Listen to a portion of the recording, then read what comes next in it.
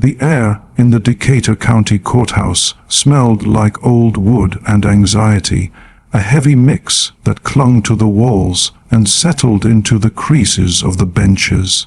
Darnell Freeman, a skinny 13-year-old in brown corduroy pants and a button-up shirt, sat on the third bench, his backpack still slung over one shoulder, his feet barely brushing the floor. He looked like he belonged in a middle school math class, not here, in a room buzzing with whispers and the rustle of papers, where the stakes felt higher than any test he'd ever taken. His mother, Sheila, sat beside him, her hand gripping his tightly, her knuckles pale against her skin. She didn't speak, not because she didn't want to, but because every ounce of her strength was poured into keeping herself together. 2 benches over, Caleb, her eldest son, sat with his jaw locked, staring straight ahead like he could will the world to make sense again. The reason for their presence, Marcus, Sheila's middle child, sat at the defense table, his wrists bound by chains that clinked softly every time he shifted. The courtroom was packed, the kind of crowd that only showed up when a case hit too close to home. Bainbridge, Georgia, was a small town, the kind where news traveled faster than the summer heat. Word had spread like wildfire about Marcus Freeman's arrest, a traffic stop gone wrong, a black teenager in handcuffs, a story that felt both achingly familiar and painfully personal to the people filling the pews. The Freeman family was well known, church-going, dependable, the kind of folks who'd lend you a hand without asking for anything in return. Marcus, 19, worked at the local auto shop, always on time, always polite, the kind of young man who'd carry groceries for an elderly neighbor without a second thought. But now he was here, charged with resisting arrest and assaulting an officer, his shoulder still sore from being dislocated during the stop. The story was murky, splintered by rumors. Some said the cops were just doing their job. Others whispered about how quickly things had spiraled, how a routine traffic stop turned into a brawl on Martin Street. One officer had a busted nose. Marcus had a bruised face and a shoulder that popped when he moved. No drugs were found, no weapons, just a crumpled Hardy's bag and some books in his backpack. Still, here they were. Darnell's eyes were fixed on the back of Judge Alvin Pierce's head. A white-haired man with decades of legal dust settled on his shoulders. The boy's fingers clutched a worn yellow notepad, its edges frayed from weeks of late-night scribbling. Nobody knew, not Sheila, not Caleb, not even Marcus, what Darnell had been doing every evening after school. He'd sit at the kitchen table, surrounded by legal dictionaries, library printouts, and geared court rulings, piecing together something he barely understood but felt in his bones. He wasn't loud about it, wasn't dramatic. He just worked, quietly, relentlessly, like a kid building a model rocket, determined to make it fly. The judge called for a brief recess. Marcus's public defender, Mr. Banner, was stuck in another hearing across the building. The district attorney, a sharp-eyed woman in a gray suit, tapped her pen impatiently against her folder, her lips pressed into a thin line.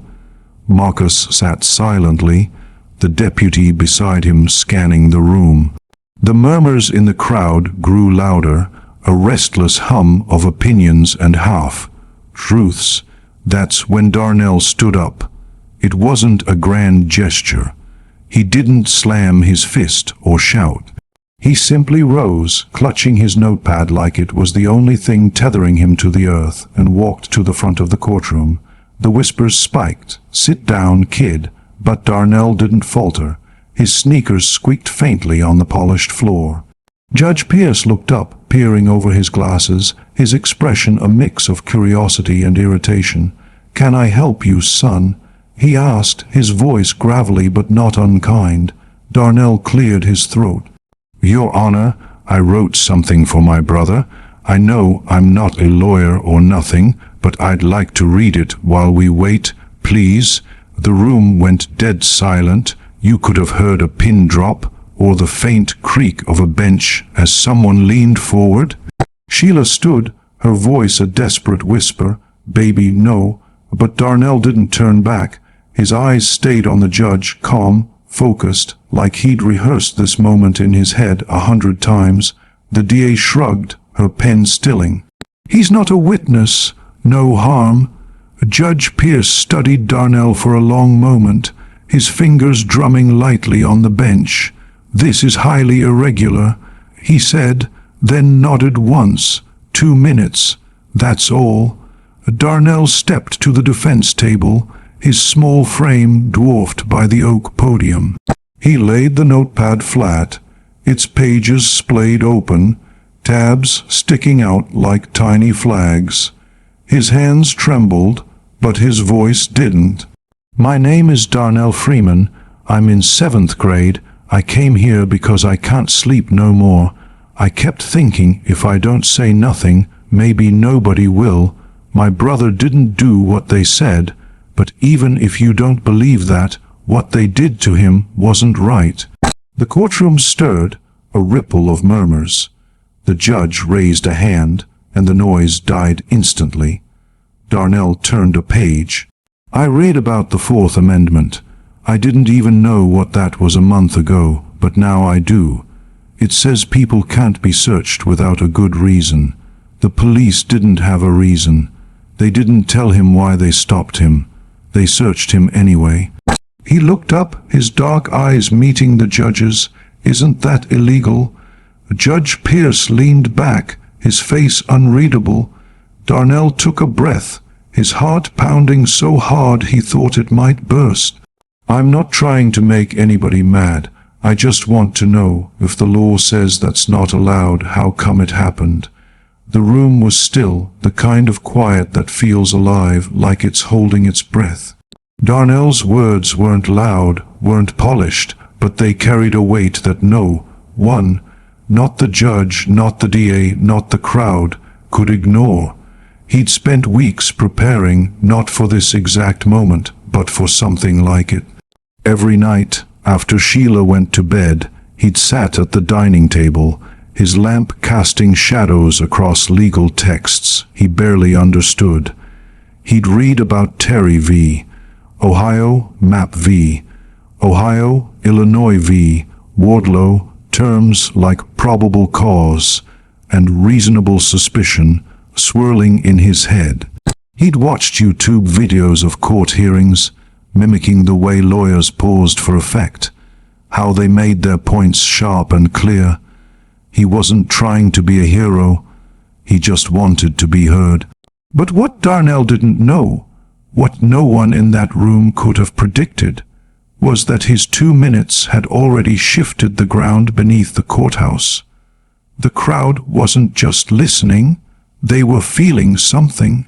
The jurors, the bailiff, even the DA, they all shifted in their seats, their eyes flickering with questions they hadn't asked before. And in the second row, a man in a gray blazer, Mr. Anthony Craig, a private defense attorney from Columbus, leaned forward, his fingers pausing on his phone. He'd come to observe as a favor, nothing more. But as Darnell spoke, Craig's expression changed. He slipped into the hallway, his thumb already dialing a number. Back inside, the silence broke as Judge Pierce cleared his throat. "That was unexpected," he said, his voice low. "Young man, I appreciate your preparation. However, we'll wait for Mr. Banner, the appointed counsel, to proceed before any further comments are considered relevant to the case." Darnell nodded, tucking his notepad under his arm like a shield. His hands were shaking now, the adrenaline finally catching up. He returned to his seat, Sheila's eyes brimming with tears, not from pride, not yet, but from the raw truth her son had just laid bare. Marcus glanced at Darnell, his lips twitching into a faint smile. "Thank you," he mouthed. Outside, Craig was finishing his call, his voice urgent but controlled. "You need to get down here. This case is a mess, and that kid just laid out a better defense than half the lawyers I've worked with." The recess dragged on, the courtroom emptying into the hallway where whispers grew into arguments. Some called Darnell brave, others said he was out of line, a kid playing at something he didn't understand. But the air had changed. When Mr. Banner finally arrived, flustered and flipping through papers, he sensed it too. The jury wasn't looking at Marcus the same way anymore. They weren't seeing a suspect. They were seeing a brother, a son, a family. Darnell had done something no legal strategy could in a single day. He'd made people care. The story of how it all began was simple, but nothing about it felt small. Marcus wasn't supposed to be out that night. It was a Tuesday, and he had work at the auto shop the next morning. His boss didn't tolerate tardiness, and Marcus was the kind of employee who showed up 10 minutes early, tools in hand. But Sheila had asked him to run to the gas station for milk and diapers. She was watching her neighbor's baby for a couple of days. Marcus grabbed his hoodie, his keys, and headed out, the kind of errand so routine it barely registered. Until he didn't come back. 2 hours passed, then 3. Sheila tried calling, but his phone went straight to voicemail. Caleb drove around, checking Marcus's usual spots. The corner store, the basketball court, even his on-again, off-again girlfriend's place. No one had seen him. By midnight, Sheila was pacing, her arms folded tight across her chest, like she was holding herself together. Darnell, still awake, peeked from the hallway, watching his mother's silhouette against the living room light. At 1:12 a.m., the phone rang. The caller ID read Decatur County Jail. Sheila froze, her hand hovering over the receiver before she answered. When she hung up, she sank into the couch, her voice barely above a whisper. "They locked him up." Later, Marcus would explain what happened. He was driving home just past Martin Street when blue lights flashed in his rearview mirror. He pulled over, hands on the wheel like he'd been taught since he was old enough to drive. Officer Pruitt, a white man in his early 30s, approached, his name tag glinting under the streetlight. He asked for Marcus's license and registration. Marcus handed them over, his voice steady. "What did I do?" Pruitt didn't answer, just kept eyeing the car. A second officer, tall and black, joined him, scanning the back seat with a flashlight. "You carrying anything illegal?" he asked. Marcus shook his head. "No." His stomach twisted, but he stayed calm. Then Pruitt said, "Step out of the car." "Why?" Marcus asked. That one word was where it all broke. Pruitt claimed Marcus got agitated, that he refused to comply, that he lunged, but Marcus swore, and still swears, he only asked a question. The officers didn't like it. They pulled him from the car, pinned him to the ground.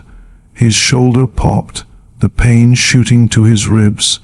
The struggle was loud, chaotic. Someone filmed it from their porch, but the video was grainy, the angle bad. It showed Marcus cursing, yelling that they were hurting him, Pruitt's knee on his back, the second officer standing by, looking nervous but doing nothing. No drugs, no weapons, just a Hardee's bag and some books. Still, they booked him for resisting arrest and assault, citing Pruitt's scraped arm and bruised ego. The next morning, Bainbridge was split. Some said Marcus should have stayed quiet, been polite, complied. Others saw a pattern. Black kid, nice car, wrong side of town. Darnell didn't join the debates. He went quiet, stopped playing video games, stopped riding his bike. He sat at the kitchen table, flipping through a law book Sheila borrowed from the library, highlighting terms he barely understood, scribbling notes like his life depended on it. "You don't need to worry about that," Sheila told him one night. He looked up, his eyes steady.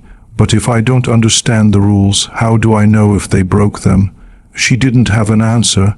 Caleb rolled his eyes. "Man, they don't care about rules when it's us. Doesn't matter what you read." But Darnell wasn't trying to change the world. He was trying to understand it. Every night he read Terry v. Ohio, Map v. Ohio, Illinois v. Wardlow. He watched trial videos, wrote down how lawyers spoke, practiced in front of his mirror. Not for attention, he never told anyone, but because he felt that if he could say it the right way, someone might listen. His civics teacher, Mr. Voss, noticed his questions in class and gave him a copy of the Constitution and a stack of articles. "You want to know your rights? Start here."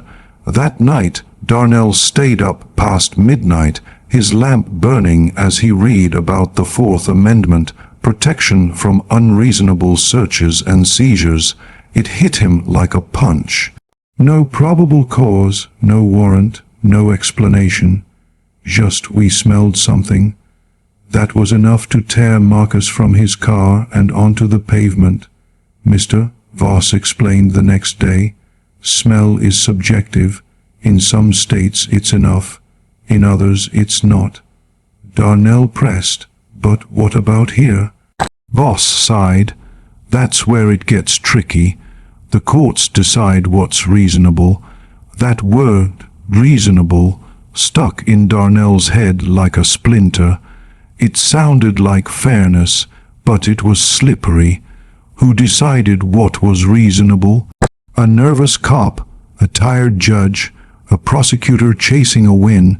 Darnell wrote it in big letters across his notebook. Who decides what's reasonable? He started organizing his thoughts. Bullet points, questions, citations. He practiced reading them aloud, pacing his room, staring at the wall like it was a jury. Sheila caught him once, whispering about probable cause. She stood in the doorway, arms crossed, watching. "I just want to help," he said softly. Her face softened. "I know, baby," but she left the door open. For 2 weeks Darnell worked. No cartoons, no texting friends, just law books and YouTube hearings. He memorized how defense lawyers spoke, how they paused for emphasis. He didn't want to be a lawyer, he wanted to be heard. When he saw Marcus in court for the first time, orange jumpsuit, head down, face bruised, something hardened inside him. Nobody was going to tell his brother's story better than him. Back in the courtroom, as the recess ended and Mr. Banner took his place, the air felt different. The jury's eyes weren't just on Marcus anymore. They flicked to Darnell, to Sheila, to the family. Banner noticed it too. He adjusted his approach, speaking more deliberately, focusing less on Marcus's resistance and more on the officer's actions. The DA tone softened, her arguments less certain, peppered with "if the jury believes," and depending on how the court interprets. It was subtle, but Darnell caught it, his eyes locked on every word. In the back of the room, Anthony Craig slipped in, his gray blazer blending into the crowd. He'd finished his call and now stood, arms folded, watching Banner try to catch up to the shift Darnell had caused. Craig asked the bailiff for a word with the judge. What happened next was a surprise to everyone. Behind closed doors, Craig offered to represent Marcus pro bono, citing inconsistencies in the officer's report, the lack of body cam footage, and the impact of Darnell's unofficial testimony on the jury. Judge Pierce listened, his face unreadable, but he agreed to let Craig join as co-counsel. When court resumed, Craig walked in and sat beside Marcus. The room stirred. Sheila blinked in confusion. Caleb whispered, "Who's that?" Darnell just stared, his heart racing. Craig gave him a slight nod, nothing more. Back on the record, Craig's first move was to file a motion to suppress the evidence from the traffic stop, echoing Darnell's points with legal precision. It wasn't just a maneuver. It was a signal that this case wouldn't slip through the cracks. As the afternoon wore on, Officer Prout took the stand. He adjusted his tie, cleared his throat too often, and repeated his claim. "I smelled marijuana." Craig's questions were calm but relentless. "Can you describe the smell? Fresh, burnt, sweet, pungent? Be specific." Prout blinked, caught off guard. "I assumed it was marijuana. That's what it usually is." Craig didn't press further. He didn't need to. The seed of doubt was planted. Darnell sat on the bench, fingers crossed, his notepad tucked away. He had no idea how far his words had already gone, or how much farther they were about to take him. But as the gavel fell, signaling the end of the day's session, one thing was clear. The courthouse wasn't the same. A 13-year-old with a yellow notebook had shaken its foundations, and the ripples were just beginning to spread. The Decatur County Courthouse buzzed with a new kind of energy as the first day's session ended, the gavel's echo still hanging in the air. Darnell Freeman sat on the hard wooden bench, his fingers still curled around the edges of his yellow notepad, now tucked inside his backpack. His heart hadn't slowed since he'd spoken, his words still ringing in his own ears as much as they did in the courtroom. The crowd filtered out into the hallway, their whispers louder now, a mix of awe and disbelief. A 13-year-old had stood up in front of Judge Alvin Pierce, quoted the Fourth Amendment, and asked questions that made grown adults shift uncomfortably in their seats. Darnell felt the weight of their stares, but he kept his eyes down, focusing on the scuff marks on his sneakers. Beside him, Sheila's hand rested on his shoulder, her touch light but firm, like she was anchoring herself as much as him. Marcus, still in his orange jumpsuit, was led away by the deputy, but not before he caught Darnell's eye and nodded, a silent acknowledgement that carried more weight than words. Outside, the late afternoon sun cast long shadows across the courthouse steps. Caleb leaned against a pillar, his arms crossed, watching the crowd spill out. "Kid, you're something else," he said, his voice low but warm. Darnell didn't respond, just adjusted his backpack and followed Sheila toward their car. The air felt thick with unspoken questions, and though the family didn't say much on the drive home, the silence wasn't heavy. It was expectant, like the pause before a storm breaks. Darnell stared out the window, the streets of Bainbridge blurring past, his mind replaying every second of his 2 minutes at the defense table. He hadn't planned to speak, not really. The notepad was supposed to be his armor, something to hold onto while the world spun out of control around Marcus. But when the moment came, his legs had moved before his brain could stop them, and now everything felt different. Back in the courtroom, Anthony Craig, the private defense attorney from Columbus, lingered near the back, his gray blazer slightly rumpled from the day's chaos. He'd joined Marcus's case pro bono after Darnell's impromptu speech, a decision that surprised even him. Craig wasn't one for grand gestures. He preferred quiet wins, cases settled with precision rather than theatrics. But something about Darnell's words, raw, unpolished, yet piercingly clear, had pulled him in. He'd seen plenty of courtroom stunts in his career, but this wasn't a stunt. It was a kid with a notebook, asking questions the adults in the room hadn't dared to voice. Craig slipped his phone into his pocket, his earlier call still fresh in his mind. He'd spoken to a colleague in Atlanta, someone with connections to the state's legal aid network. This case could be bigger than Bainbridge, he'd said. That kid just lit a match. By the next morning, word about Darnell had spread beyond the courthouse. Bainbridge was a small town, and gossip moved faster than the morning paper. Teachers at Darnell's middle school whispered in the staff room, their coffee cups pausing mid-sip. A local reporter, a young woman named Lena Carter, had been in the courtroom and was already drafting a story for the Bainbridge Post, Searchlight. She'd tried calling the Freeman house twice, but Sheila hung up both times, her voice sharp. "We don't need cameras in this," she'd said, though she knew it was too late. The story had legs, a seventh grader standing up in court, clutching a legal pad like it was a lifeline, quoting the Constitution. It wasn't just news, it was the kind of story that stuck, the kind that made people stop and think. Darnell felt the shift at school. Kids who'd barely spoken to him before now stared as he walked through the halls, their whispers trailing him like shadows. "That's the kid from the courthouse," one said, loud enough for him to hear. His civics teacher, Mr. Voss, pulled him aside after homeroom. "You did something big yesterday," he said, his voice careful but proud. "But you gotta be ready for what comes next. People are watching now." Darnell nodded, unsure what next even meant. He just wanted Marcus home, wanted the orange jumpsuit gone, wanted his family to feel whole again. But Mr. Voss's words stuck with him, a warning and a promise rolled into one.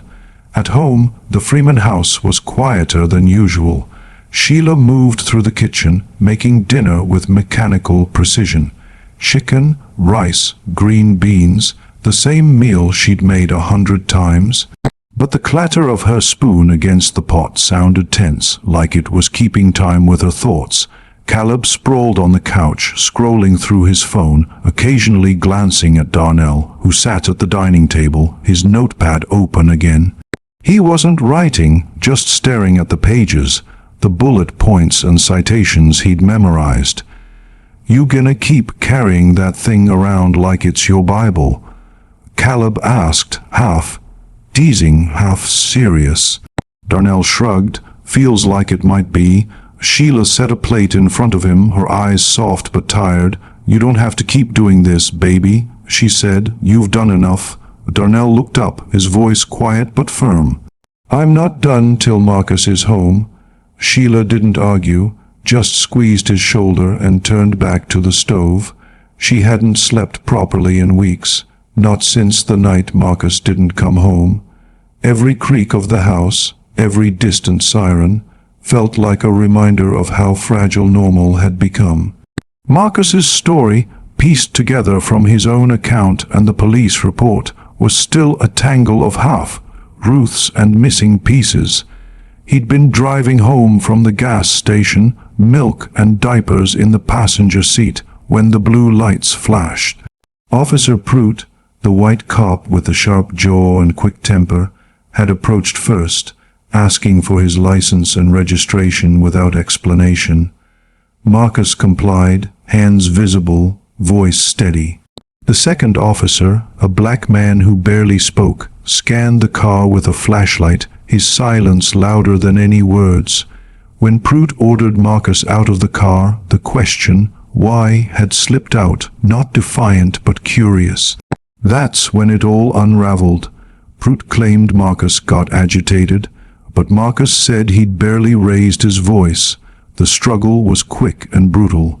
Marcus on the ground, his shoulder wrenched, Prout's knee on his back.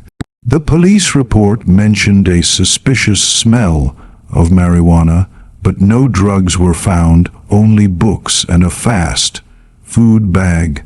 The charges: resisting arrest, assaulting an officer, felt like a story written by someone else, not the Marcus who shared his paycheck with Sheila when bills piled up. Darnell had spent weeks dissecting that night, writing down every detail Marcus shared during jail visits. He noted the time 10:47 p.m., the streetlight's dim glow, the way Pruitt's name tag caught the light. He wrote down the officers' words, their actions, the way the second cop stood back, doing nothing. At first, Darnell thought he'd write a letter to the judge, something simple, explaining that Marcus wasn't a troublemaker, that he was the guy who'd carried groceries for Miss Gertrude, who'd fixed her car for free when she couldn't afford the shop's rates. But the more Darnell read, the police report, the charges, the cold, clinical language, the more he realized a letter wouldn't be enough. The law wasn't just words on a page, it was a battlefield, and he needed to understand its rules. His research had started small, a borrowed law book from the library, but it grew into something obsessive. He'd found Terry v. Ohio, which said police needed reasonable suspicion for a stop-and frisk. Map v. Ohio taught him that evidence from an illegal search couldn't be used in court. Illinois v. Wardlow showed how courts decided what suspicious even meant.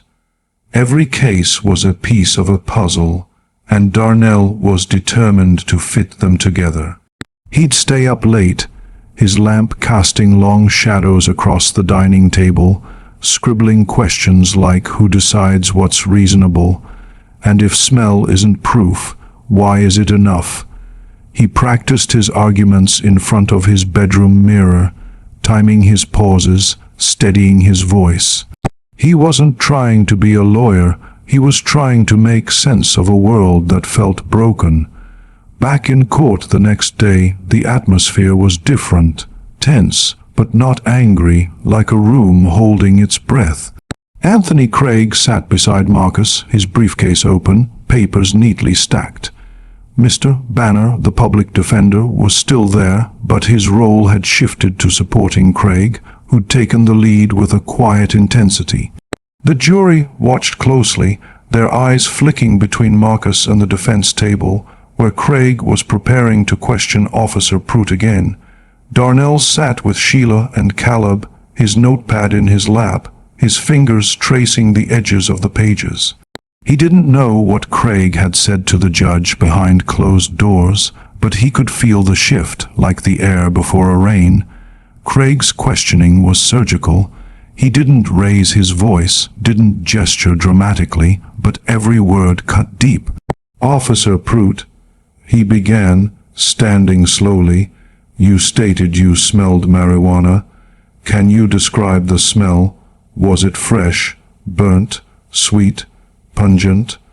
Pruitt shifted in his seat, his tie suddenly too tight. "I assumed it was marijuana, that's what it usually is."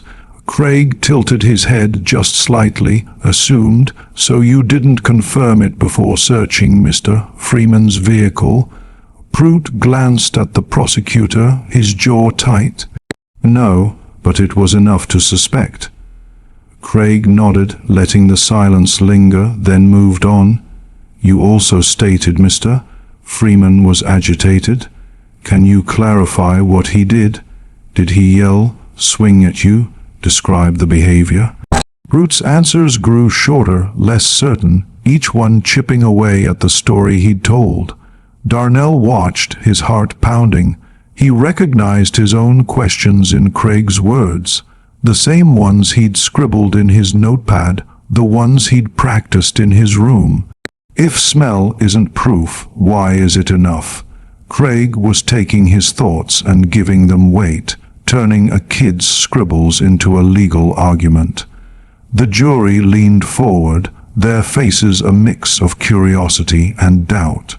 The Da, her pen no longer tapping, scribbled notes furiously, her earlier confidence fraying at the edges.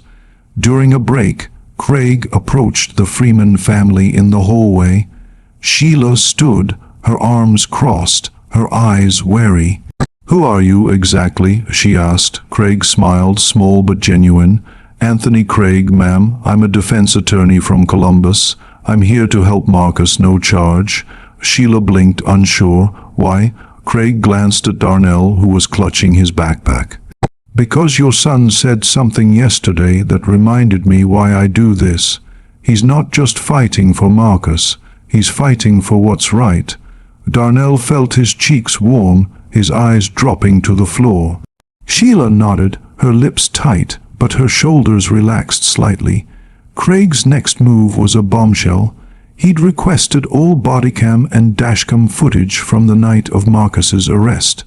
The police department's response was shaky. The dashcam had malfunctioned, and only one officer's bodycam had partial footage, starting after the search began. Craig's jaw clenched when he saw the timestamp, but he didn't comment. Instead, he presented a new piece of evidence, a grainy security video from a nearby store, showing Marcus's car being followed by the patrol car, lights flashing. There was no swerving, no rolling through a stop sign, nothing erratic. Just Marcus driving, hands on the wheel, until the lights came on. Craig let the video speak for itself, then turned to the judge. "Your Honor, without clear probable cause for the stop, the search that followed was unlawful. I move to suppress all evidence obtained that night." The courtroom stirred, whispers rippling through the crowd. Darnell's heart raced. He knew that phrase, "motion to suppress," from Map V, Ohio. He'd written it in his notebook, underlined it twice. If the search was illegal, the case could fall apart. The DA objected, her voice sharp but less certain. The officer's reasonable suspicion was based on the smell of marijuana, which courts have upheld as sufficient in similar cases. Craig didn't flinch. Similar cases, perhaps, but not this one. No drugs were found, no confirmation of the smell, and no video evidence to support the officer's account. What we do have is a young man with visible injuries and no prior record, charged based on an assumption. Judge Pierce leaned back, his fingers steepled, his face unreadable. He called for a recess, sending the courtroom into the hallway again. Sheila sat on a bench, Darnell beside her, Caleb pacing nearby. "You did more than I ever could have asked for," Sheila whispered, squeezing Darnell's hand. He looked down, his voice small. "I was just trying to help." Caleb stopped pacing, handed Darnell a soda, and grinned. "Kid, I don't know what you're gonna be when you grow up, but people better watch out." Darnell smiled, just a little, the first real smile in days. When court resumed, Judge Pierce's voice was heavy, measured. "This has been a difficult case. Emotions are high, and the facts have been incomplete. The defense has raised substantial questions about the legality of the traffic stop. Given the lack of clear probable cause, the missing video evidence, and the conflicting testimonies, I am granting motion to suppress all evidence obtained during the stop."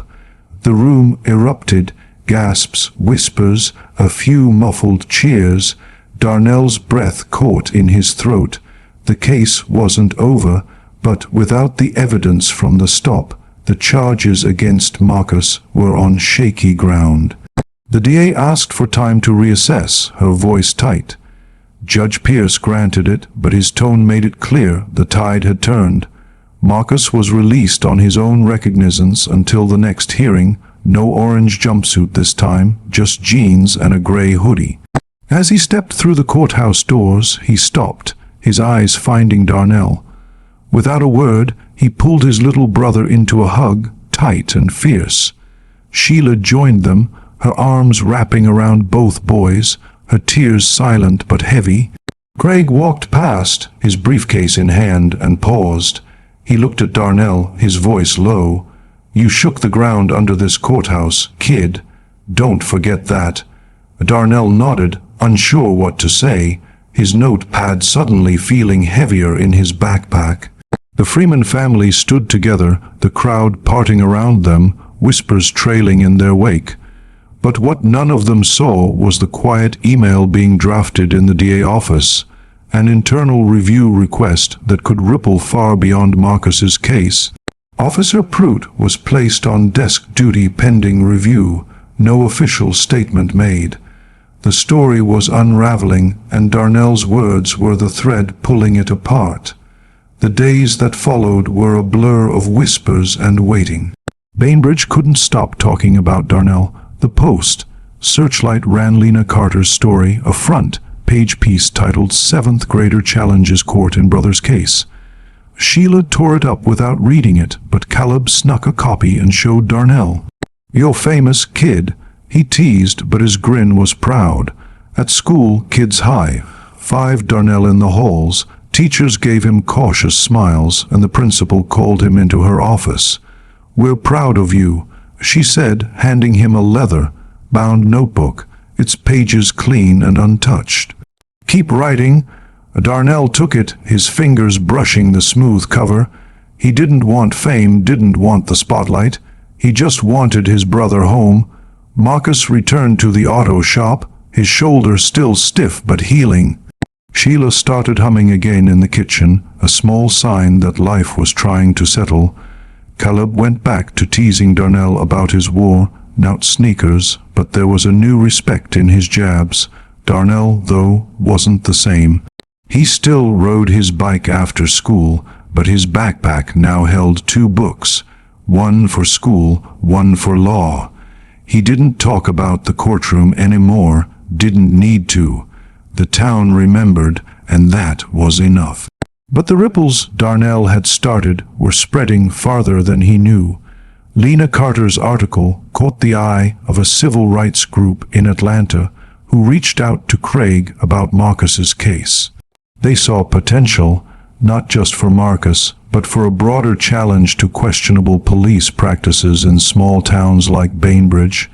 Craig met with Sheila, explaining the possibility of a civil suit, but she shook her head.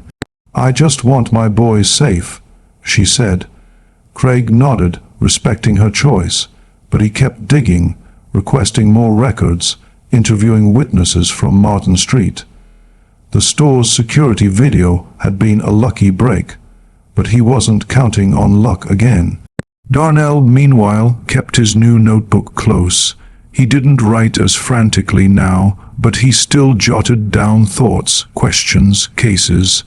"What happens when the law bends?" he wrote one night, his pen pausing over the page.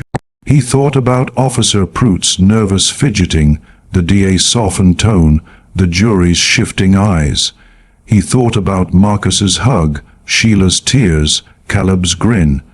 He thought about how one question, why, had turned a routine traffic stop into a courtroom battle. And he thought about how his own voice, small and shaky at first, had carried farther than he'd ever imagined. The next court date loomed, a final hearing to determine whether the charges against Marcus would be dropped or pursued. The DA office was stalling, their confidence shaken. Craig prepared meticulously, building on Darnell's foundation, ready to argue that the case had no legs without the suppressed evidence. Darnell didn't know the details, didn't know about the email in the DA office or the civil rights group's interest. All he knew was that he'd spoken when it mattered, and the world had listened. But as the hearing approached, he felt a new weight, not fear, not doubt, but the realization that speaking up wasn't the end, it was just the beginning. The Freeman house was quieter now, but not the kind of quiet that felt empty. It was the stillness of a family catching its breath, trying to stitch normal back together after weeks of unraveling. Darnell sat at the dining table, his new leather-bound notebook open. its clean pages a contrast to the frayed, yellow one that had carried him through the courthouse. He wasn't writing much tonight, just doodling in the margins, a small, looping sketch of a gavel, a question mark, a car under streetlights. His mind was still on the courtroom, on Marcus's hug, on the way the jury's eyes had shifted when he'd spoken. The final hearing was tomorrow, and though no one said it out loud, the air in the house hummed with anticipation. Sheila moved through the kitchen, humming softly as she stirred a pot of chili, the familiar rhythm a small rebellion against the chaos of the past weeks.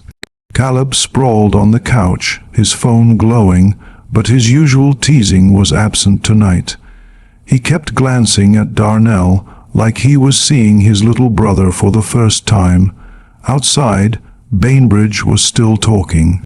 The Post Searchlight article had spread beyond the town, picked up by a regional paper in Albany and shared online by a few activists in Atlanta. Darnell's story, a seventh grader quoting the Constitution in a courtroom, wasn't just local news anymore. It was a spark catching the attention of people who'd never set foot in Decatur County. Sheila had stopped answering the phone after the third reporter called, her voice firm but tired. "We're not a circus," she'd said, hanging up. But the whispers followed them everywhere, at the grocery store, at church, at the auto shop, where Marcus had gone back to work. People didn't just see the Freemans as a family anymore. They saw a story, a symbol, something bigger than the sum of its parts. Darnell felt it too, though he didn't have the words for it. At school, kids high-fived him in the halls, their voices loud with a mix of awe and excitement. "You really told that judge what's what," one said, grinning. Teachers gave him nods, their smiles cautious but proud. His principal's gift of the leather notebook still sat heavy in his mind, her words echoing, "Keep writing." He wasn't sure what she meant. Keep writing about Marcus, about the law, about himself. All he knew was that the notebook felt like a promise, one he wasn't ready to break. Anthony Craig, the defense attorney from Columbus, had spent the days since the last hearing building a case that stood on the foundation Darnell had laid. The motion to suppress had gutted the prosecution's evidence, leaving the charges against Marcus, resisting arrest and assaulting an officer, on shaky ground. Craig had dug deeper, requesting every scrap of documentation from the night of the stop. Radio logs, incident reports, even maintenance records for the patrol car's dashcam. The department's claim that the dashcam had malfunctioned didn't sit right with him, and the partial bodycam footage, starting only after the search began, raised more questions than it answered. The security video from the store on Martin Street had been his ace, showing Marcus's car driving steadily, no swerving, no suspicious behavior, just a young man on his way home. Craig wasn't just fighting for Marcus now. He was fighting for the truth Darnell had demanded when he stood up with his notepad and asked, "Why?" The night before the final hearing, Darnell couldn't sleep. He sat on his bed, the leather notebook open, his pen hovering over a blank page. He thought about Marcus, about the orange jumpsuit, about the way Officer Pruitt's voice had wavered on the stand. He thought about Sheila's tears, Caleb's grin, the judge's unreadable face. He wrote a single line, "The law's supposed to be fair, but what happens when it's not?" He stared at it, then closed the notebook, tucking it under his pillow. Tomorrow would decide everything, not just Marcus's fate, but what all of this meant. Darnell wasn't naive. He knew one hearing wouldn't fix the world, but he also knew that silence wasn't an option anymore. Morning came too fast. The Freeman family walked into the courthouse together, their steps steady but heavy. Marcus wore jeans and a gray hoodie, no chains this time, his shoulders still stiff but healing. Sheila kept her head high, her arm around Darnell's shoulders. Caleb scanned the crowd, his jaw tight, ready to shield his family from the reporters hovering outside. Two stood by the steps, notebooks in hand, while a cameraman tried to get a shot of the family. Sheila's glare sent him backing off, but Darnell felt the weight of their eyes, the same weight he'd felt in the courtroom that first day. He gripped his notebook, its leather cover cool against his palm, like a rope in a storm. Inside, the courtroom was packed again, the air thick with tension. Judge Alvin Pierce sat at the bench, his face worn but alert, his fingers tapping lightly against a stack of papers. The jury was seated, their expressions a mix of curiosity and fatigue.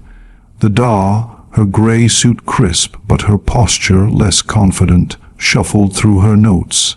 Anthony Craig sat beside Marcus, his briefcase open, his calm demeanor a stark contrast to the nervous energy around him. Mr. Banner, the public defender, was there too, but it was clear Craig was leading now. Darnell sat with Sheila and Caleb, his notebook in his lap, his heart pounding. He didn't unionized. He didn't know what would happen today, but he knew one thing. This was his last chance to make sure Marcus walked free. The hearing began with a new motion from Craig, a motion to dismiss the charges without prejudice, arguing that without the suppressed evidence, the prosecution had no case. The DA stood, her voice measured but strained. Your Honor, the integrity of the initial traffic stop is under review, and continuing with a trial at this time would not serve the interests of justice. It was a concession, a crack in the wall they'd built around Marcus. Darnell recognized the shift, the same softening he'd heard in her tone after he spoke. Craig didn't let it slide. If the stop's integrity is in question, then the charges stemming from it lack foundation. My client was injured, searched without clear cause, and charged based on an unverified claim of a suspicious smell. The defense requests immediate dismissal. Judge Pierce listened, his pen still, his eyes flicking briefly to Darnell in the third row. The boy's words from the first day still lingered in the room, unspoken but undeniable. The DA argument was thin, leaning heavily on Officer Pruitt's testimony, which had crumbled under Craig's questioning. Pruitt was in the courtroom, seated in the back, his tie too tight, his hands fidgeting. The second officer, the silent one, wasn't present, his absence another question mark in a case full of them. Craig presented the store's security video again, letting its grainy clarity speak. Marcus's car, steady and unremarkable, followed by flashing lights for no apparent reason. He cited Map V, Ohio, echoing Darnell's notepad, arguing that the search's illegality invalidated everything that followed. The jury shifted, their faces showing the same doubt Darnell had planted weeks ago. The judge called a brief recess, retreating to his chambers with both attorneys. Darnell sat still, his fingers crossed, his notebook unopened but heavy in his lap. Sheila squeezed his hand, her touch steadying him. Caleb leaned over, whispering, "You got this far, kid. Whatever happens, you did that." Darnell nodded, his throat tight. He didn't feel like a hero, didn't feel like he'd won anything yet. He just wanted his brother back. When court resumed, Judge Pierce's voice was heavy, final. This case has raised serious questions about procedure and fairness. The motion to suppress has dismantled the foundation of the prosecution's case.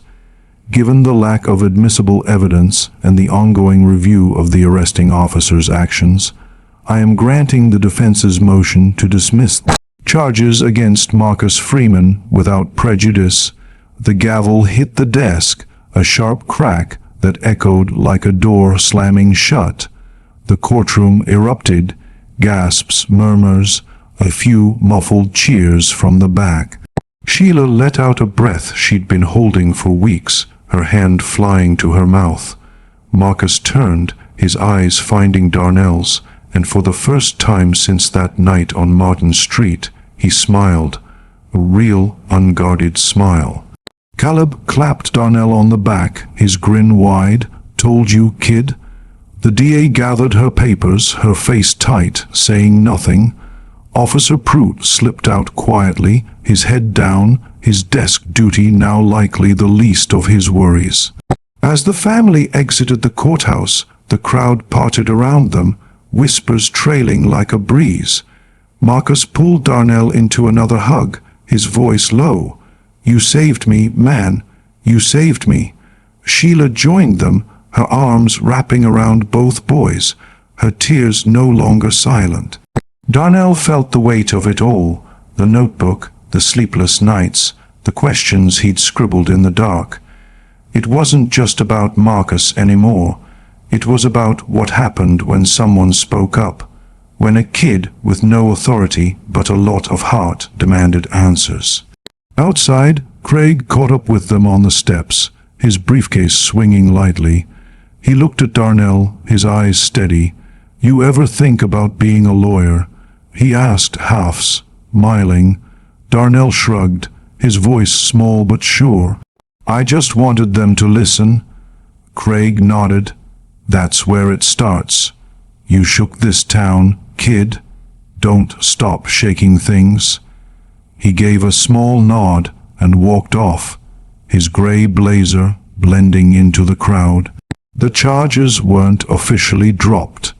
Dismissal without prejudice meant the case could theoretically be reopened. But the weight had shifted. The DA office was scrambling, an internal review now digging into Prout's record, the department's procedures, the missing footage. The ripples Darnell had started were spreading, touching corners of Bainbridge no one had expected. The civil rights group in Atlanta reached out again, but Sheila held firm. No lawsuits, no spotlight. She just wanted her boys home, safe, whole. That night, the Freeman house felt different. Marcus was back at the table, eating chili like he hadn't missed a single dinner. Sheila hummed louder, her voice carrying through the kitchen. Caleb teased Darnell about his sneakers, his dusty notebooks, but there was a new lightness to it, a pride he didn't bother hiding. Darnell sat quietly, his leather notebook nearby, its pages still mostly blank. He didn't need to write tonight. The story was still unfolding in his head, in the town, in the whispers that followed them. Weeks later, life settled, but not into the same shape it had been before. Marcus's shoulder healed, though he moved it carefully, like he was testing its limits. "You're gonna be a lawyer, right?" he asked Darnell one evening, half joking. Darnell smiled, shaking his head. "Maybe, or maybe just someone who asks questions." Marcus laughed, clapping his shoulder. "Same thing, man." Darnell kept the leather notebook close, jotting down thoughts when they came. What happens when the law bends? He'd written that night before the hearing. Now he added, it bends back when someone pushes. He didn't talk about the courtroom much, didn't need to. The town remembered. Miss Gertrude stopped him on the street, pressing a $10 bill into his hand, saying, "You got good manners and a good head." The principal invited him to speak at a school assembly, not about Marcus, but about knowing your rights. Darnell stood in front of his civics class, his voice steady now, no mirror needed. "Most of us won't be in a courtroom anytime soon," he said, his classmates leaning forward, the whiteboard squeaking behind him. "But every time we stay quiet about something wrong, we give it more power. I didn't speak because I'm brave. I spoke because I couldn't keep quiet anymore." The room clapped. His teacher wiped her eyes. and Darnell closed his notebook, smiling in a way he hadn't in months. Change didn't start with a headline or a law. It started with a kid, tired of watching the people he loved get silenced, standing up with nothing but a notebook and a question.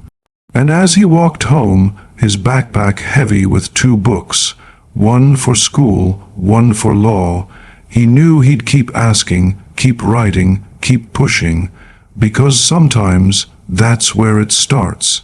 If you liked this story, please like, subscribe, and share it with others so they can learn something from it too.